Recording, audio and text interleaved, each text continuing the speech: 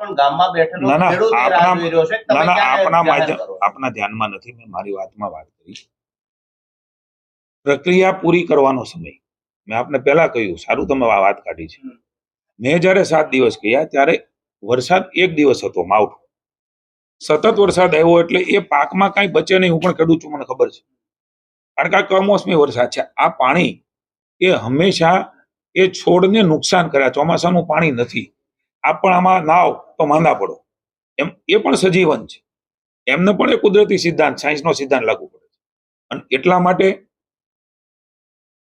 તરત જ મુખ્યમંત્રી છે, કારણ કે પછી કઈ બચે એવું નહોતું. મેં જયારે વાત કરી ત્યારે પહેલા દિવસનો જ વરસાદ હતો, ઝાઝો હતો, એટલે આ પ્રકારે વાત કરીને પછી મુખ્યમંત્રી છે પંચરોજ કામ કરીને 3 દિવસમાં એ અહેવાલ મગાવીને પછીની જે પ્રક્રિયા હોય એ ઝડપથી કરવા માટેની વાત હતી. કે નહીતર આપને કહું છું, મેં અગાઉ કહ્યું, અન્ય રાજ્યોમાં પણ આ પ્રકારની સ્થિતિઓ ક્યારેક નિર્માણ થઈ હશે, આજે પણ હશે. ત્યારે મુખ્યમંત્રીએ પંચરોજ કામ કરીને આ 3 દિવસમાં મગાવ્યું. અમારી ટીમે 7 દિવસમાં મહેનત કરીને આખો અહેવાલ 16,000 ગામોમાં જે પ્રકારે આવ્યો એ અન્ય રાજ્યોની સ્થિતિમાં આપ એ મૂલવી શકો છો. એટલા માટે આ પ્રકારનો નિર્ણય મુખ્યમંત્રી. સ્પષ્ટતા માટે રાષ્ટ્રગીત વંદે માતરમ એ આપણું ગૌરવ છે. એને 150 વર્ષ થવા જઈ રહ્યા છે ત્યારે સમગ્ર ભારત સરકાર માનનીય મોદીજીના નેતૃત્વમાં એક વિશિષ્ટ રીતે દેશભક્તિ સાથે, દેશ સાથે જોડાવાના વિવિધ કાર્યક્રમો ભારત સરકારે લીધા છે. માનનીય મુખ્યમંત્રી શ્રી એ 9:30 કલાકે સચિવાલય ખાતે મૂળ રૂપમાં આપણું વંદે માતરમ ગીત ગવાય એ પ્રકારે ત્યાં કાર્યક્રમમાં ઉપસ્થિત રહેવાના છે. વિધાનસભા પરિસર ખાતે ત્યાં રાજ્ય કક્ષાની ઉજવણી થશે. અલગ અલગ જિલ્લાઓમાં માનનીય મંત્રીશ્રીઓ જશે. જિલ્લા પંચાયત, તાલુકા પંચાયત, મહાનગરપાલિકાઓ, પોલીસ વડાની કચેરી, કલેક્ટર કચેરી, નગરપાલિકા ખાતે પણ આ કાર્યક્રમો યોજાવાના છે. 7 થી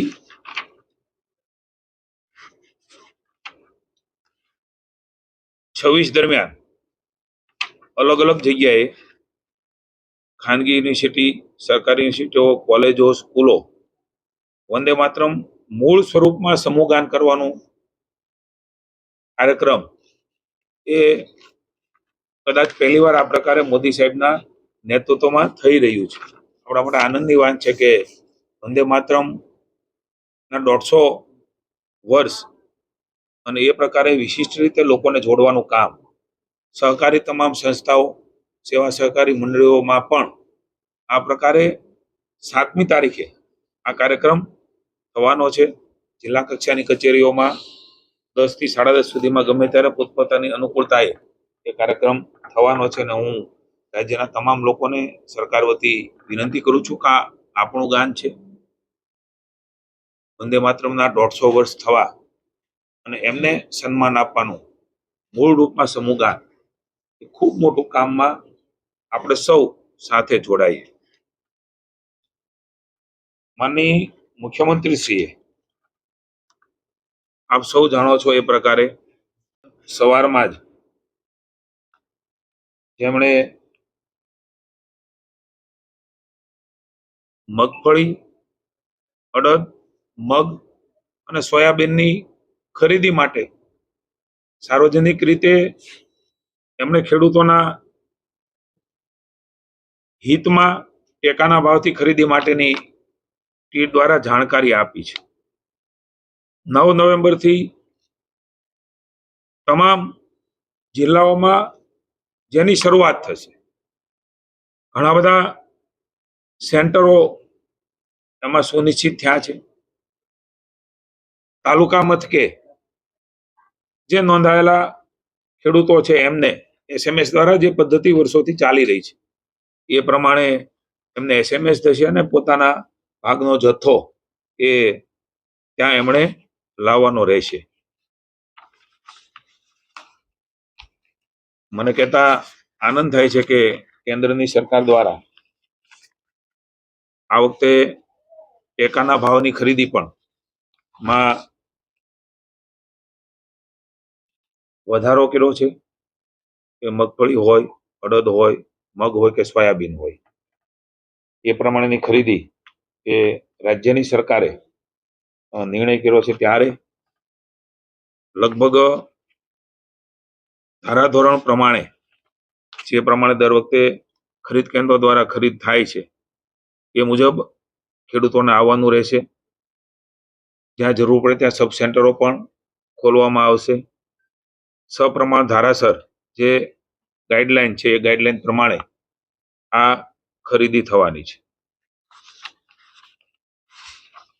125 મણ એ ખેડૂત દીઠ ખરીદી એ કરવાનો નિર્ણય એ રાજ્યની સરકારે કર્યો છે.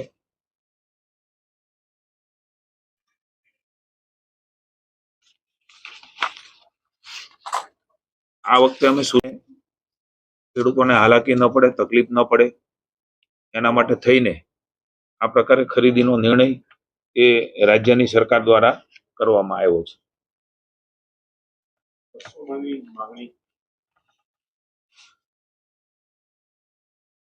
કેન્દ્રના જે ધારાધોરણ છે, એક તો સૌ પહેલા માનનીય વડાપ્રધાનશ્રીનો આપણે આભાર માનીએ કે આ ટેકાના ભાવથી ખેડૂતોને મદદ કરવાનું નિર્ણય એ એમણે માનનીય વડાપ્રધાનશ્રીએ કર્યો છે અને એ પ્રકારે સમગ્ર દેશમાં એ ખરીદી થઈ રહી છે. ગયા વર્ષ કરતા મગફળીના ટેકાના ભાવમાં 480 રૂપિયા પ્રતિ ક્વિન્ટલ એ ભારત સરકારે વધારો કર્યો છે. એ જ પ્રમાણે સોયાબીનમાં 436 રૂપિયા પ્રતિ ક્વિન્ટલ એ વધારો કર્યો છે. અને એ જ પ્રકારે અડદમાં પણ 400 રૂપિયાનો વધારો એ થયો છે. આપ સમજી શકો કે મણે ખેડૂતોને મદદ કરવા માટે કેટલો મોટો ફાયદો. દાખલા તરીકે 1000 રૂપિયા આસપાસ ભાવ હોય તો 1400 થી પણ ઉપરની ખરીદી એ મગફળીની થવાની છે.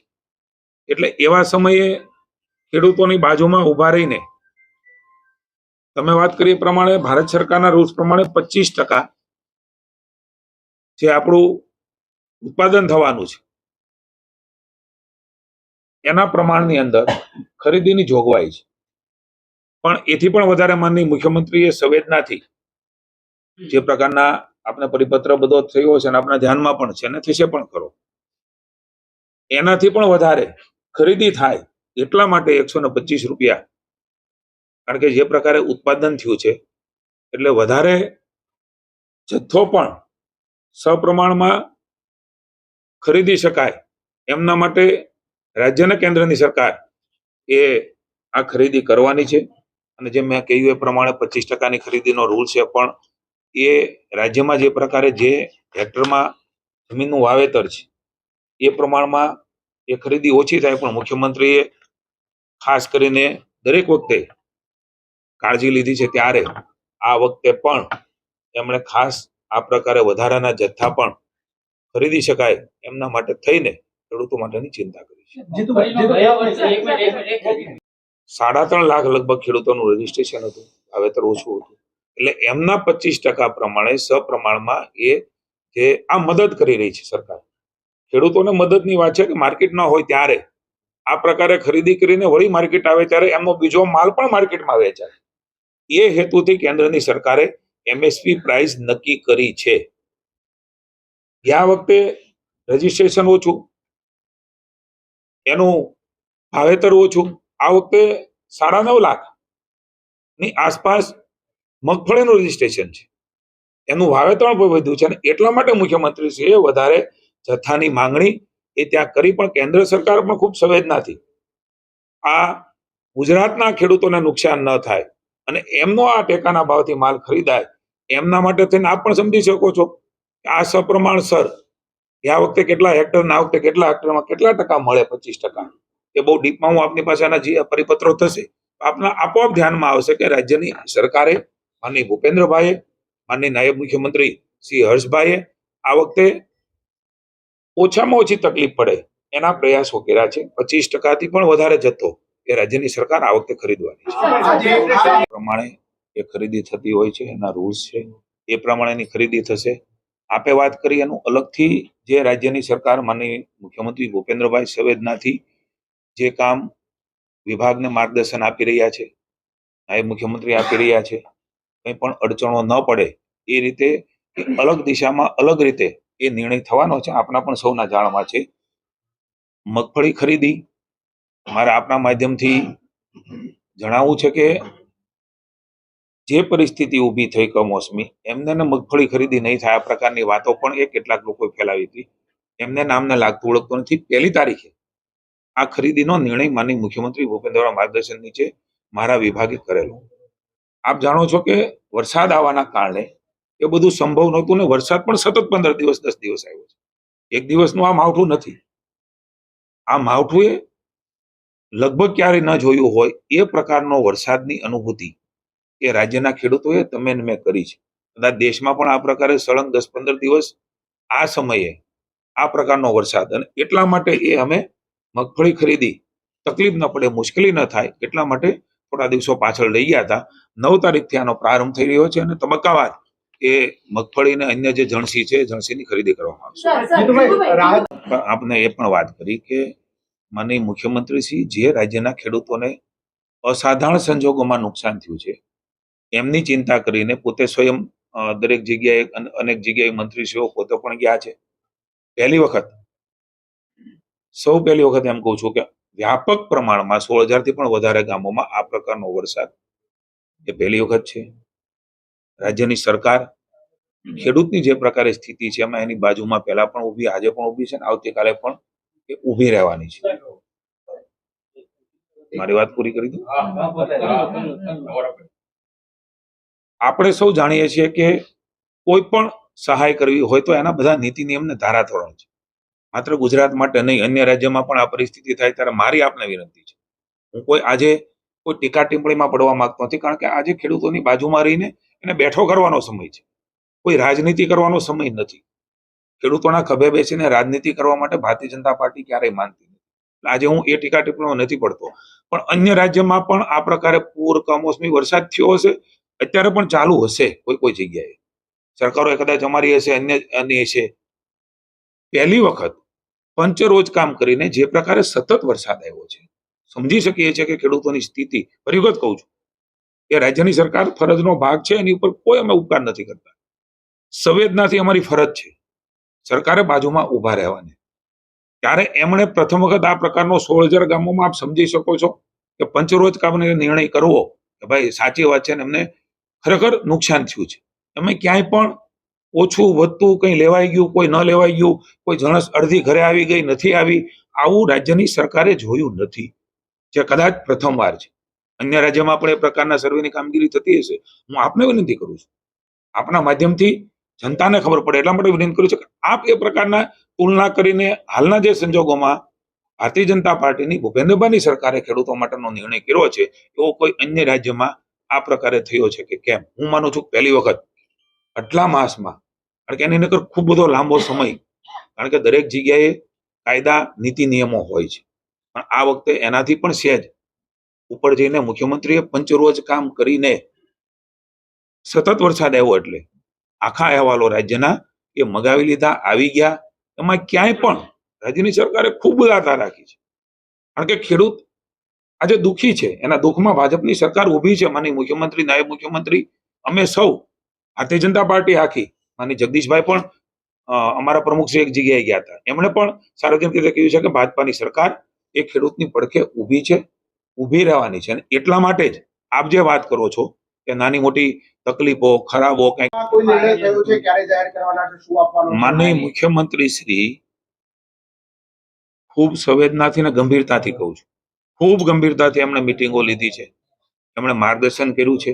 હું આપના માધ્યમથી આપને પણ જણાવવા માંગુ છું કે આપ તો બધા સિનિયર પત્રકારો છો, વર્ષોથી સરકારો સાથે, ચાહે અમારી હોય કે બીજી હોય, તમે કામ કર્યું છે. તમામ પ્રક્રિયાઓને, નીતિ નિયમો, કારણો, કાયદાઓ, રૂલ્સ, એ પ્રક્રિયાઓ ખૂબ લાંબી હોય છે, પણ ભૂપેન્દ્રભાઈએ એમાંથી માર્ક કરીને અમને માર્ગદર્શન આપતા રહ્યા છે કે આ પ્રકારે આ પ્રકારે કરો, આ પ્રકારની કોઈ બાબત હોય તો આ પ્રકારે વાત કરીને એ તમામ, ચાહે નાણાં સચિવ હોય, ચાહે ચીફ સેક્રેટરી હોય, ચાહે અમારા એસીએસ હોય, જ્યાં જે વિભાગોની, કારણ કે કમ્બાઇન્ડ મિટિંગો કરી છે, ખાલી ફાઇલો ચલાવીને પછી અન્ય જગ્યાએથી પાછી જ્યાં થાય એવું નહીં. માનનીય મુખ્યમંત્રીશ્રીએ ગંભીરતાથી, હું હજી પણ આપને કહું છું કે આ પ્રકારનો નિર્ણય એ ભૂપેન્દ્રભાઈ અને હર્ષભાઈના નેતૃત્વની ભારતીય જનતા પાર્ટીની સરકાર એ ખેડૂતોની બાજુ મારીને પુનઃ એકવાર કહું છું ક્યાંય અમારો ઉપકારનો ભાવ નથી, અમારી ફરજનો ભાગ છે. ત્યારે ખેડૂતની બેઠો કરવા માટે થઈને રાજ્યની સરકાર ખૂબ ત્વરિત નિર્ણયો લઈ રહી છે અને લેશે.